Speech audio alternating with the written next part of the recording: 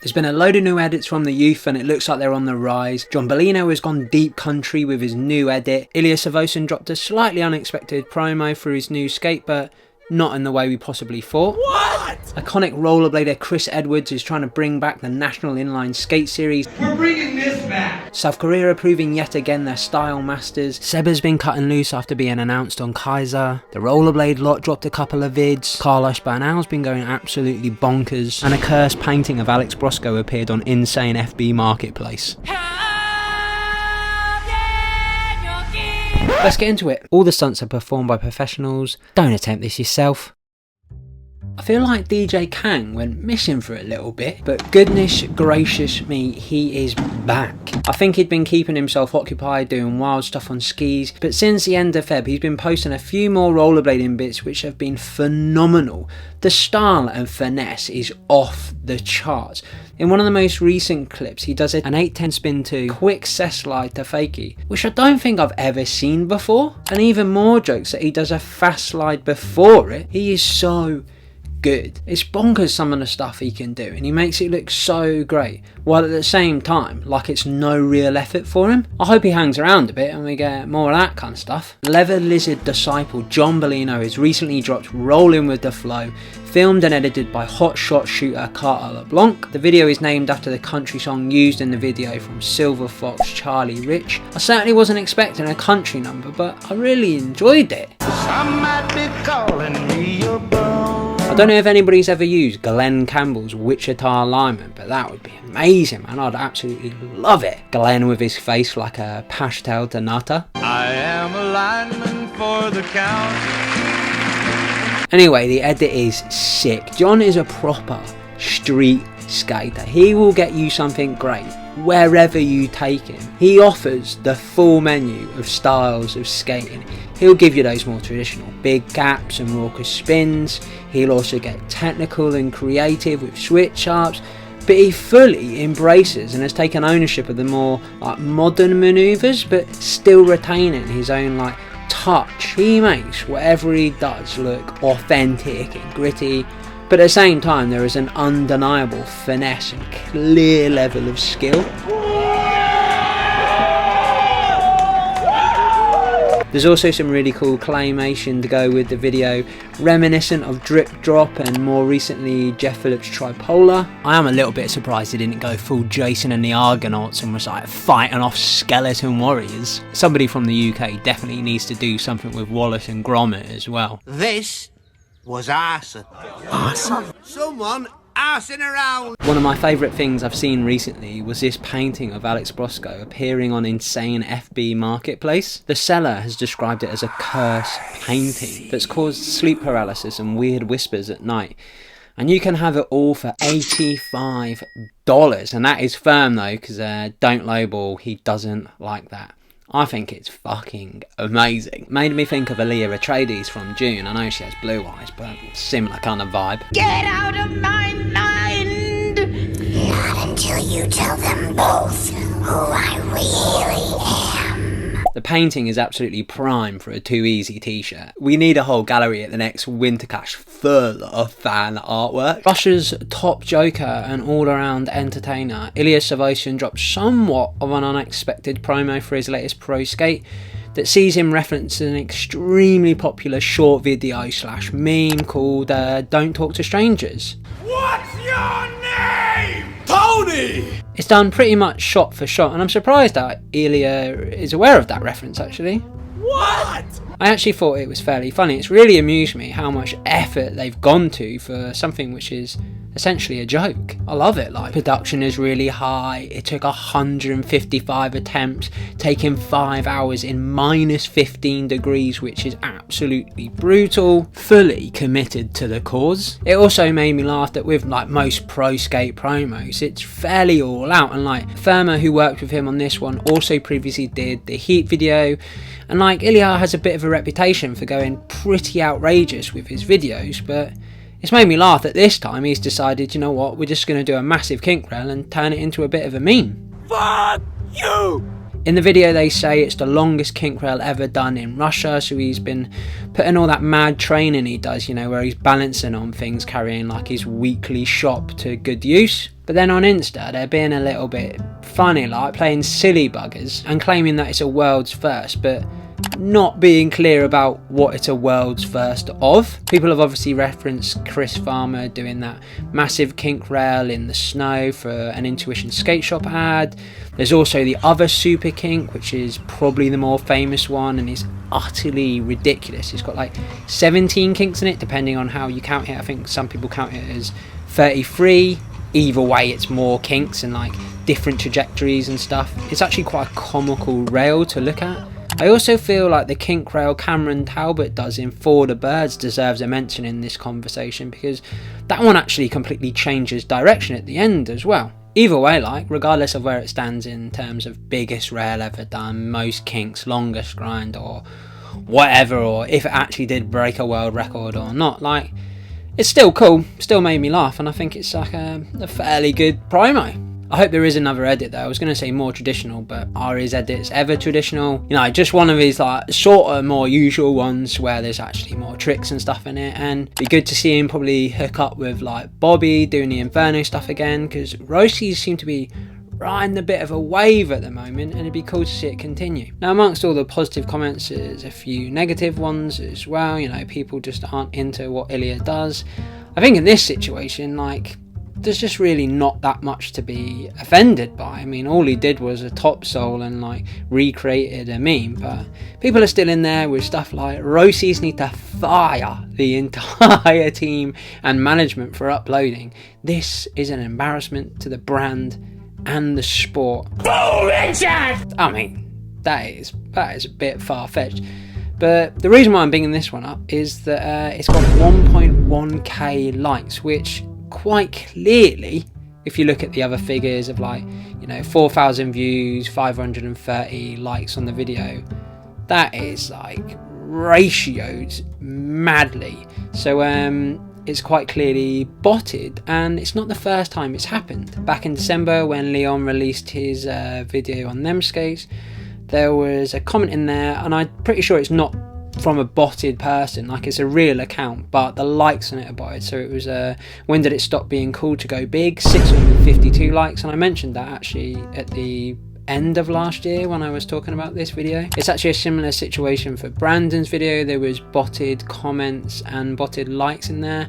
I'm not actually going to show the comments for these ones because they're actually pretty vile. It's not particularly expensive to get comments botted and liked and stuff like that, but it just seems like such a waste of time for rollerblading, and it's going to become like really clear and obvious when you're doing it as well. But yeah, strange. The irony of it all is the joke can be interpreted as be wary of getting into silly conversations and arguments with people online, because you just end up mugging yourself off. Don't you mug yourself! Let's have it! Don't mug yourself! Do it! Lies from Seagull Eyes, aka Ant Medina. Whenever he said his last video was his last video, he was lying, because he's back in the saddle again with Soiree, aka Evening, featuring Burley, Ferguson, Kraft, Gutweiler, Broom and Sullivan. I bet you will be back for Broom's introduction edit on Standard as well. Again, like the last video did, there's been a ruck of edits from the youth, which is really positive to see. Starting with one that actually came out a few months ago is 12-year-old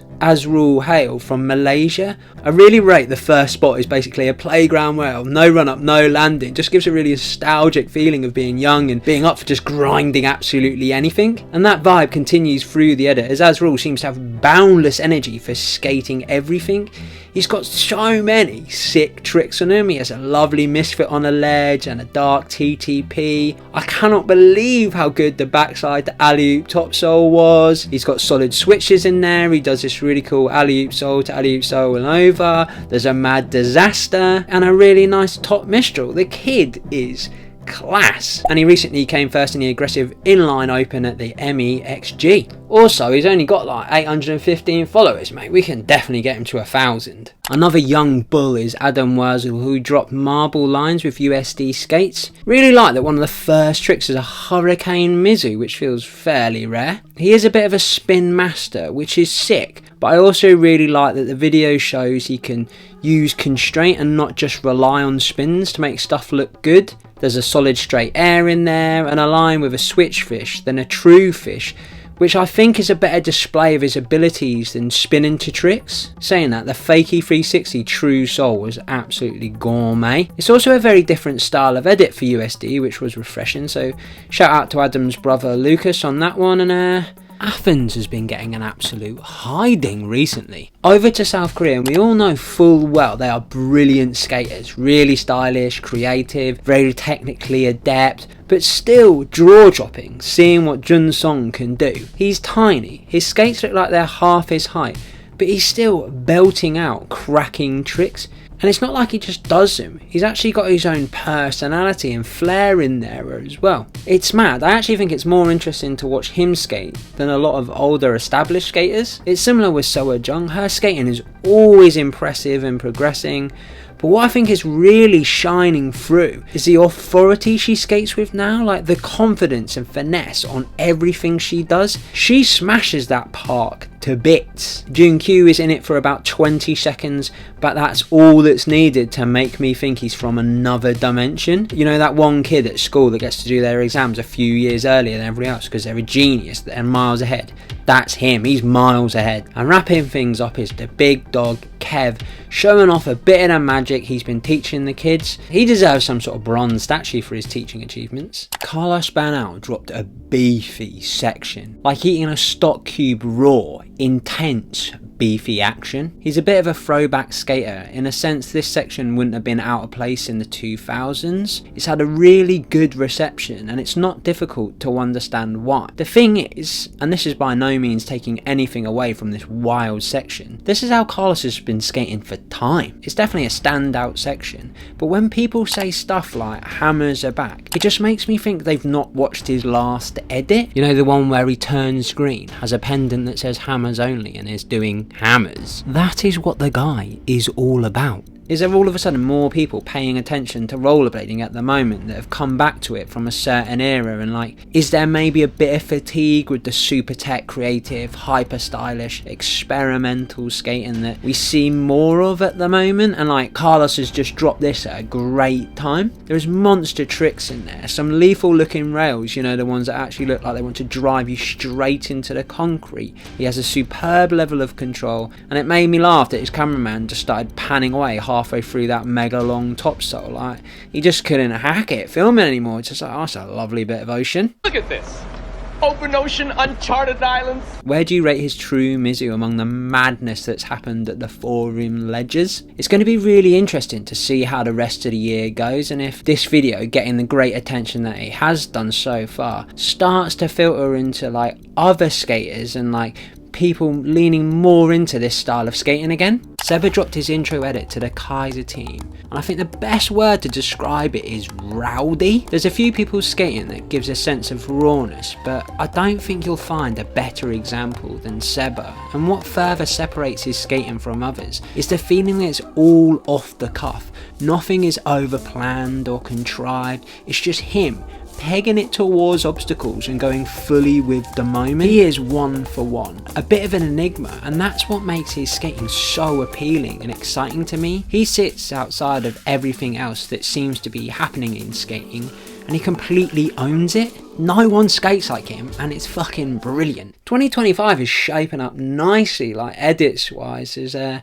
more exciting news to come, which hopefully I can let you know about soon. Another kind of like interesting and exciting development that's happened recently was Chris Edwards giving a very passionate speech the day before Crowd of Power event about the return of NISS. We're bringing NISS back. There's probably a fair few people, certainly in the younger crowd, who won't really know about what NISS was or won't really have been involved in skating when it was like having its impact, but it's a really significant part of rollerblading's history. Like, people will see the X Games as one of the biggest driving forces for rollerblading's growth and catapulting it into the mainstream. The Staples Center is going ballistic. But NISS was the spark that kicked the rollerblading industry off, and additionally where the X Games stems from. So the National Inline Skating Series, aka NISS, was the first professional inline skating tour started in 1994 by Rick Stark and Mark Billick, who interestingly were one of the sponsors of the first Blading Cups. It was a 6-stop contest series with the finals held in Venice Beach, all held in public places. It was shown on ESPN 2022, and rumour has it had a 150 grand sponsorship deal with Taco Bell. The more you eat, the more you save. The first year was so successful, and like media liked it so much,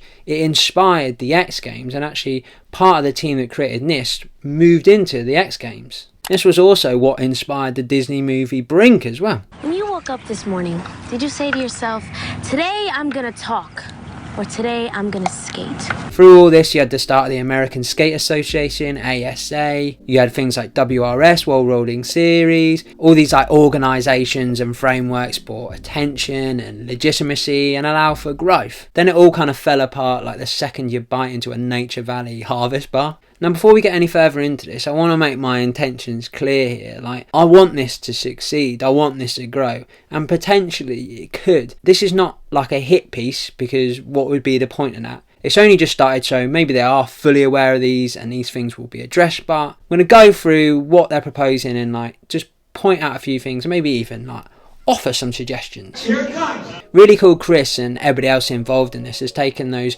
first initial steps to reintroduce like a little bit of organisation between the competitions, and doing it all under the name NISS. Now obviously NISS carries a lot of weight and history with it for people who know. Cool that he's just able to just use that name, but also it does bring a certain expectation. It's mad that he can actually just use that name. I'm assuming like the original creators are like, yeah, you know, take it away, well we're not doing anything with it, it's not copyrighted or anything like that, so yeah, why not? What's really encouraging is that it's in collaboration with USA Roller Sports, who are the national governing body of competitive roller sports in the United States, so for like speed, figure skating, hockey, etc.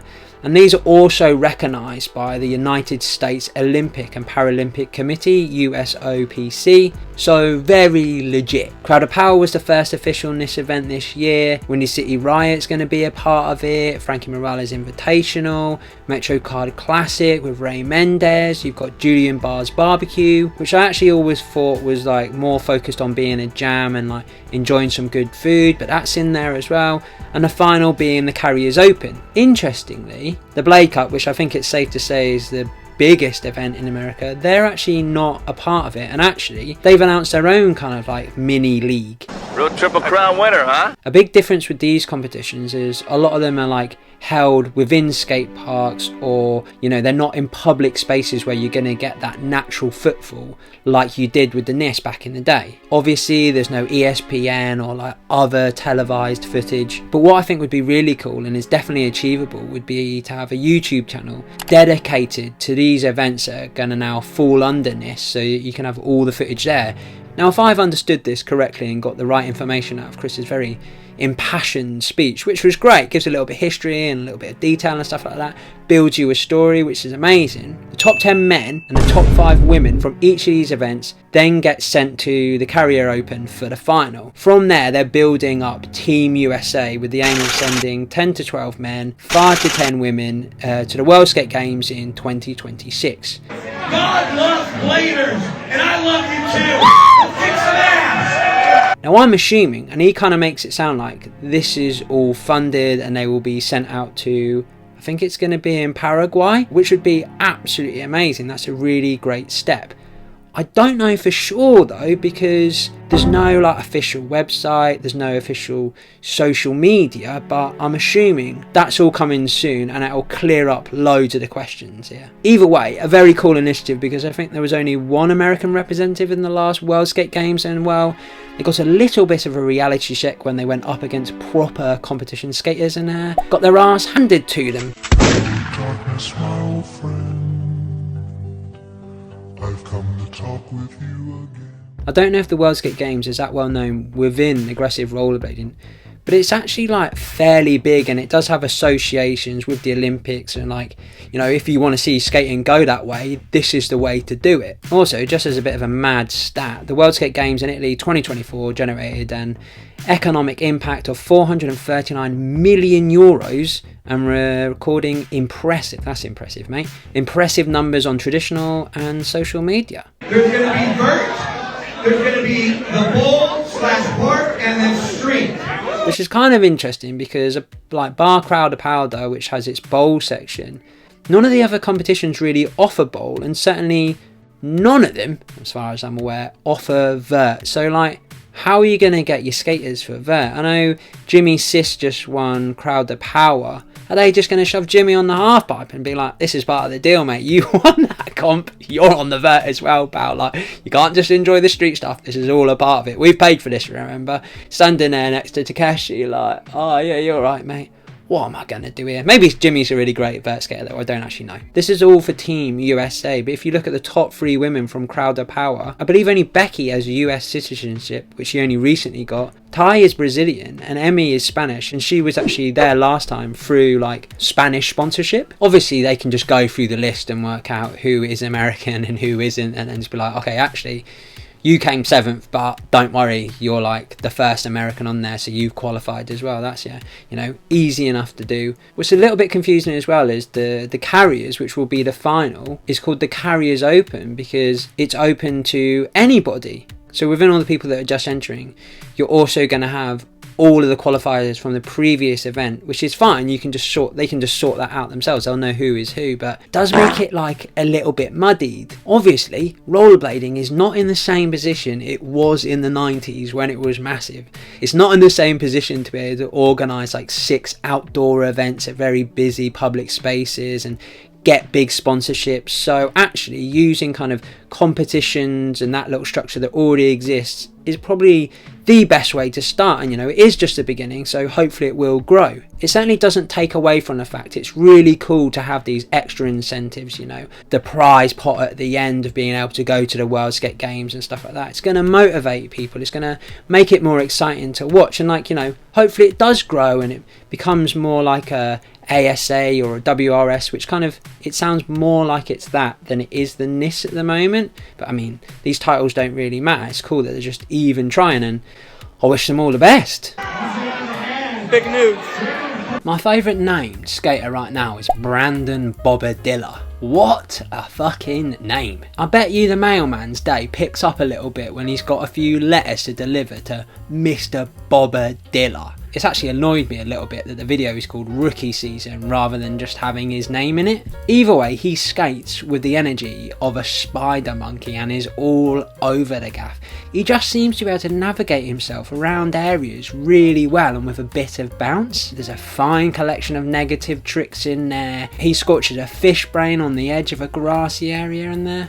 All of it is sick and I really enjoyed it. Give his teammate Tiny Woodland a sniff of a gap over like a fence or a car or just some kind of like rough looking area and he is all over it. Mention soul based tricks to him and he will give you every variety imaginable in his range. He is a fully fledged member of the Yoked Rollerblader Society and the athleticism is incredible. Shout out Big Tiny. Cheers for watching the vid. Editing has been slow and painful again.